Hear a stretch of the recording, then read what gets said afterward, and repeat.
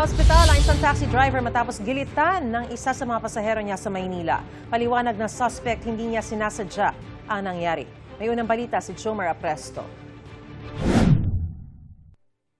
Sugatan ng taxi driver na yan matapos laslasin ang kanyang leeg sa Ermita, Maynila noong nakaraang linggo. Isa raw sa kanya mga pasahero ang gumawa niyan. Ayon sa pulisya, sumakay ang tatlong pasahero sa Pasay City at magpapahatid sana sa isang lugar sa Santa Mesa. Pero habang bumabiyahe, bigla raw nagtalo-talo ang tatlo. Nagpahinto raw sila saglit sa Ayala Boulevard at nagsabing kailangan lang umihi ng isa sa kanila.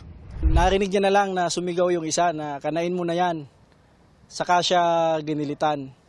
It so happen na nagpambuno sila, nahihinto yung sasakyan, nakatakbo yung dalawa, naiwan sa loob yung isa.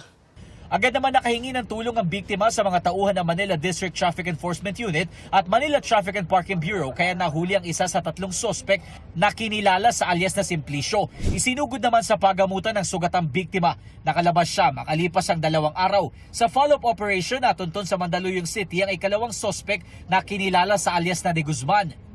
Siya ang nagturo sa kinaroroonan ng ikatlong sospek na si alias Jerusalem na natunto naman sa Quezon City. Pero hindi na na-recover sa kanila ang ginamit na panlaslas sa biktima.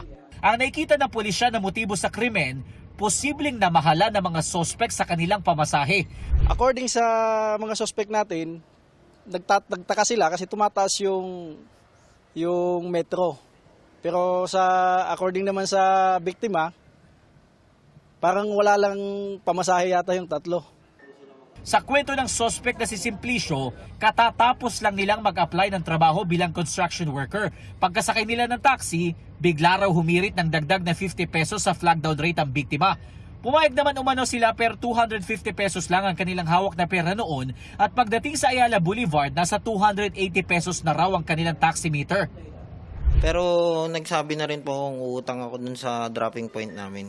Pagpara po dun sa San Marcelino, Ayala, bigla na lang po siyang lumapit sa driver. Pagtingin ko, may dugo na po. Ako po nagpaiwan ako para bagkus gusto kong ma-sure na buhay po yung tao kasi duguan po yung leg eh. Lumabas sa investigasyon na ang sospek na si Jerusalem ang itinuturong lumaslas sa leeg ng taxi driver. Aminado siya sa kanyang nagawa. After po nung sabi nga ihinga po ako, kasi bigla na po gumalaw po yung katawan ko po, yung kamay ko po, na-slash ko na lang po.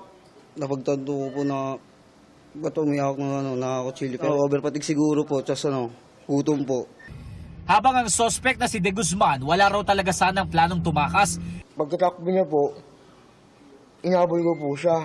Sobrang akong tapot kasi po ang dami ko rin po dugo sa katawan. Hindi na po ako bumalik po kasi po, inisip ko baka pumataong bayan po ako pag bumalik pa po ako. Inaalam naman ng pulisya kung may dati na bang kaso ang tatlong sospek.